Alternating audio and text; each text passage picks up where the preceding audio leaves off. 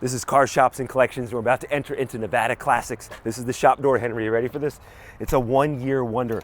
1970 AAR. Oh, the whole crew is here. Oh my gosh, watch your step. Look at this, look at this. Seriously, try not to be too distracted when you walk inside Nevada Classics. 1970 Camaro, that's new. Holy smokes. What's up, fellas? The whole crew is here. Is this it right here? The one-year wonder, 1970 AAR Cuda with a huge backstory and a price tag of $143,000. John Grant. How are you, my friend? Isaac, what is going on, buddy? How are you? Look at this. Jeff, this guy's new. How are you? JC and Mike, how are you, buddy? Good to see you. Good. Everyone, this is the crew at Nevada Classics, and this is going to be a great episode of Car Shops and Collections. I know it's going to be hard to focus on myself and also Mike from Nevada Classics because there's so many gems in the background, so many great cars. But we are here for this here today, Mike. 1970 AAR Cuda. They only made these for 1 year. 1 year, that was it. This is spectacular. Wild backstory on this one. Where'd it come from? Okay, it came from originally Graveyard Carz. Got this car, totally took it down to a bare shell, redid everything on it. I mean, from the ground up, from front to back. Everything on this car, it's as if it rolled off the assembly line. Yes. It's got the 340 in it, 6-pack automatic car, runs really well. And since the complete redo of the vehicle, it's only got 3.2 miles. Which is just wild to me. Now, people in the Mopar world, car fans, you know the backstory on this Cuda, AAR. Let's kind of break down some of what makes it so unique. By the way, Mike here, master mechanic at Nevada Classics. I love you guys. I've been coming here for 40 years now. Yeah. It's featured so many vehicles. And when John called me and said you had this, I knew we had to get over here immediately and start filming. Yeah, because it's you don't find them this clean. Well, there's less than 3,000 made, like 2,700 of them made. You get the fiberglass hood. Yep. And I noticed the hood has that kind of bow in it, It's got a little which bit it of should, bow. right? It's fiberglass, right? Yeah, but all of them do. We had a yellow one a while back that had been restored probably 15 years ago, right? Hood same way. Yeah, I feel like you want to see that because it's Yeah. real. And then of course the stripes on the side here, stripes, oh yeah. back down to Cuda, and then the AAR. AR, yeah. All American racers. So And the AAR is the only one that had the exhaust like this yes, that's how you can tell. on both sides. See Yeah. the dual exhaust coming out of the sides. Kind of a little wild story about this too. This is the first factory car to come off the line with different rear tires and front tires as well. Right. Little fun fact about that. Exactly. And this was kind of their street strip car, Exactly. So it was in 1970 when Plymouth enters the Trans Am series. Right. And this is their foray into the Trans Am series, and this is the one that we could buy back in 1970. A little bit different under the hood compared to what they were racing, but this is what you could buy. And I want to point out, can I open it up? Yeah, open it up. Oh, Yeah. what does everyone think of this? This is a trip to be next to this car. Oh, you'll probably have to pull the keys out because the buzzer's going now. Yeah. Seriously, you hear that? I geek out over that. I need you to sit in this car Okay. and fill these seats. Okay. These seats are like brand new out of the box, but they're not. Okay, these are the original seats? Redone. They've been Uh-huh. reupholstered, but they redid them to where when you set these things, you're going to swear they are brand new. Okay. Henry is shooting this week's episode. I literally want to pull you out right now so I can sit inside the car. Hop on in there. How jealous are you of me right now to sit inside this car? Oh, wow. But see how those seats feel? Yeah. They're not spongy and overly soft or anything. You can just lay that on the console if you like. Like you said, 3 miles since restoration. Yeah, 3.2. 3.2 miles. Yeah. You guys got this at Mecum just like last month. Yeah. It's the automatic. Yep. So 2,700 and change were made in 1970. Only made it for 1 year. Small amount, I think, were automatics. So it's cool to see the automatic. I think they made some 4-speeds one of these, but very, very few. Yeah. But yeah, it's just it's an excellent car. If you look at the interior and everything, I mean, It's spotless. the guy who refinished this whole car is just an outrageous job.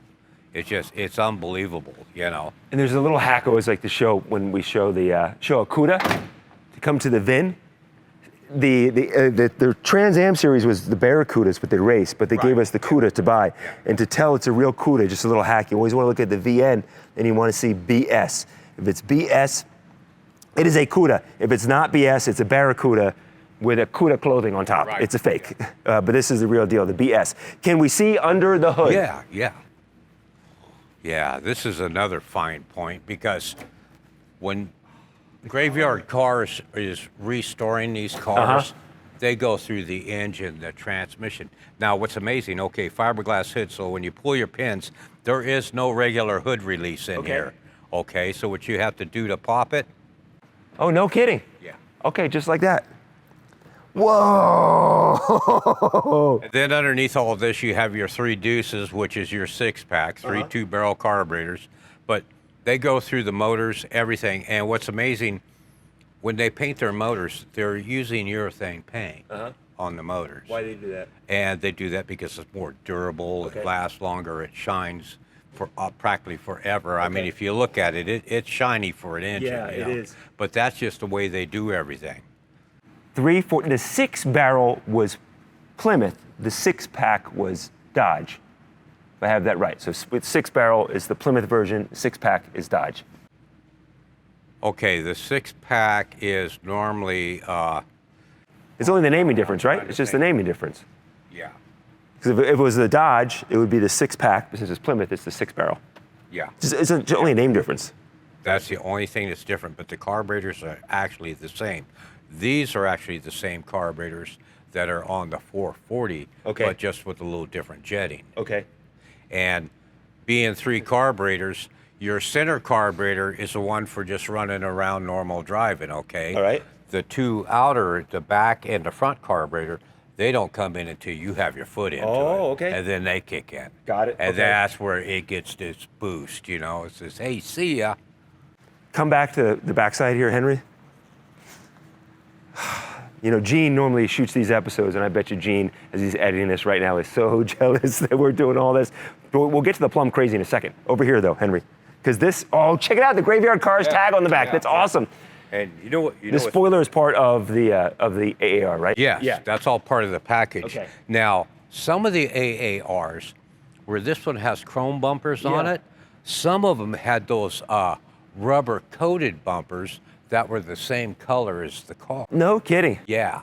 Like if it was a green car, the bumpers were green too. Wow. Yeah. Do we know what color? Do you know? Because I think they had multiple greens. Do you know what color green? Obviously, it's green, but there were a couple different. I don't know what they actually call this green, but there's like 2 or 3 different. There's this green, there's that lime green, and then there was another green that was kind of close to the lime green. Okay. That they did. And you know what else a lot of people don't realize? You know, here it says, you know, Graveyard Carz right here.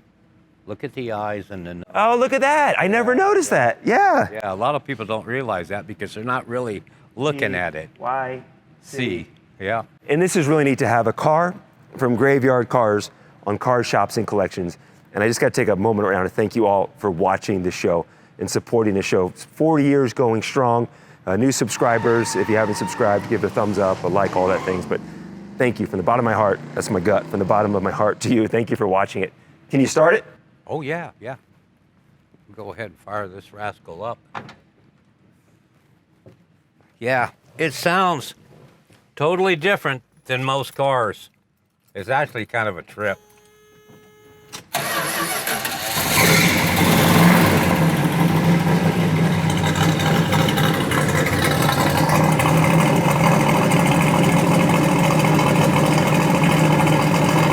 That's neat.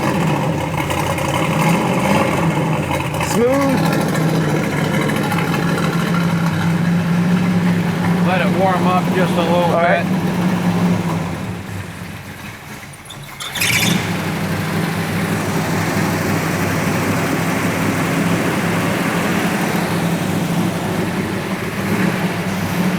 I think it was Dan Gurney was the racer that they consulted on building this for the Trans Am series. It's neat to see it. 1 year only.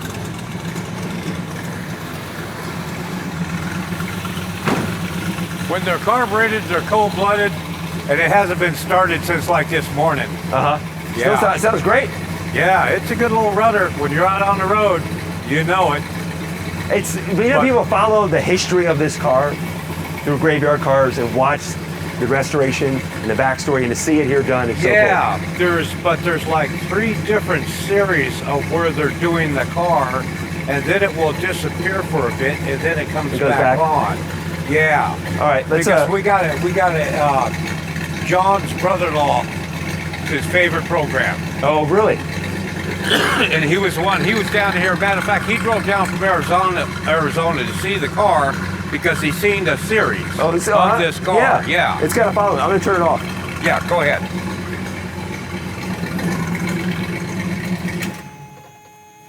But yeah, it's just, they did such a great job, you know. An incredible job. Okay, I want to roll back here and I want to point something out because we're going to come back for this.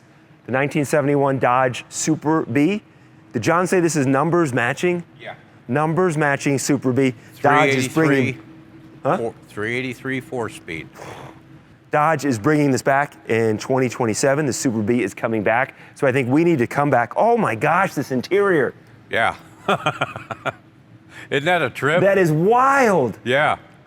We need to come back and do a full episode on this because the fact that this Super B is coming back, but we got the OG right here, the OG Super B. Henry, don't get distracted. If you want, we did a whole episode on the Gullwing. Yeah. We've done the Roadrunner, the Superbird. Yeah, we've done the GTO. We've done the GTO. And the cars we haven't done is the 269 Camaros, the 55, 56. We haven't done the yellow Mustang or, hey, the 68 RT Charger. Yeah, it's gorgeous. I got to tell you something about that car. Number one, it's all numbers matching. Okay. It's a 1968. It's got a 440 with a 4-barrel in it. Automatic on the floor. This has factory AC in it. Okay, now dig this. White interior. Yeah, so I take this car out, beautiful day out, probably about 90 degrees out. Yeah. Engine temps running about 170, which is excellent, right? So I come up to a stop sign after the car is warmed up. I leave the car and drive, and I thought, all right, let me see what you got. So I nail this thing, right? It just lights up the back tires from a dead punch. And I thought, okay, I'm going to keep it going and let it shift on its own. Yeah. When it hit second gear, it laid another big patch. Really? Yeah. Totally amazing. On the Charger. Totally amazing, though. Okay, let's go over to the Plum Crazy. Yeah. It is my job here to keep us all focused. I know all eyes are wandering. We could do a 5-hour episode inside here. Plum Crazy. Plum Crazy purple. Is it also a 70? 1970. 1970, Plum Crazy. And so what are we looking for, Henry? The BS. BS, it's right there. It's the real deal. I love the white interior. You guys got this at Mecum as well? Yeah. 79,000 miles on this. Yep. 79,000 miles on the car, but it's been totally redone. Sure, yeah. Isaac, heading out. See you, buddy. Thanks, bud. See you. Isaac, John's son, who's done a bunch of episodes. You got to be on the next episode. He will be. All right. Thank you, brother. Appreciate it. Now, what's really cool about this car, whoever the folks were that redid this car, they did it right. They did it the right way. And because I've had it up on the rack and everything else, and we're going to show you guys out there what it looks like up on the rack, because everything was done as if it come from the manufacturer. It's unbelievable. The engine's been rebuilt, transmission's been gone through, differential's been gone through on this car. They did all the paint and bodywork. Everything is what it is as if it came off the assembly line, you know? Well, let's do this. I want to show one thing here. The AAR, as Mike pointed out, you had the side exhaust. That's how you can tell right away. Side exhaust, because we roll back to its brother over here, same 1970. You don't have the side exhaust. You don't have that fiberglass hood. You have the exhaust back here. Did you want to put this one on the rack? Yeah, we'll put them both on the rack.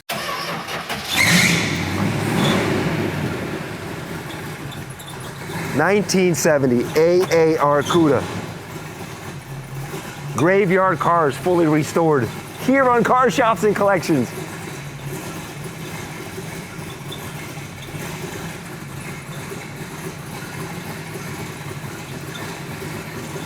So we just gotten a time machine and travel back to 1970. We own a Plymouth dealership.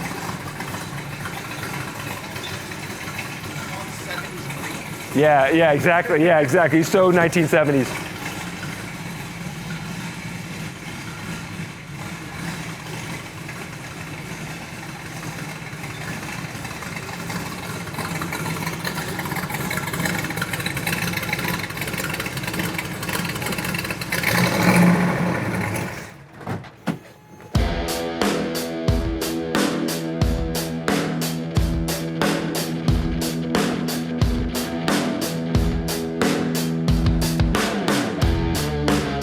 Okay, now to show you something, when they were painting these cars from the manufacturer, oh, this one doesn't have it, but the purple one does. Okay, well, they did it. When they did this one, they blacked it all out the way it's supposed to be. Yeah. Look at the transmission. Look at the engine. Yeah. Look at the control arms, everything. And that's all their markings. All that little white paint stuff. Okay. Everything. You look at everything on here. I mean, look at all the lines, e-brake cables, all that stuff. Everything. Now, what are these markings here? Those markings are the same markings they put on them from the manufacturer, is it stating that, hey, we checked it out, it's good. And that E or upside down 3, I think that's more of an E. I think that represents what the ratio was that they put in the back. Okay. Yeah, it's like, you look at everything up in here, it's just clean. Yeah. Brand new gas tank, everything. And what else is really cool, now you can get a shot of what type of muffler they use and how they ran the exhaust. Oh, yeah. All torsion bar, suspension, all that good stuff. Every front end part, everything on tie rod ends, inner and outer, idler arm, pitman arm, all this, all new. Everything is new. It's spotless? Yeah. Look at the cables for the e-brake.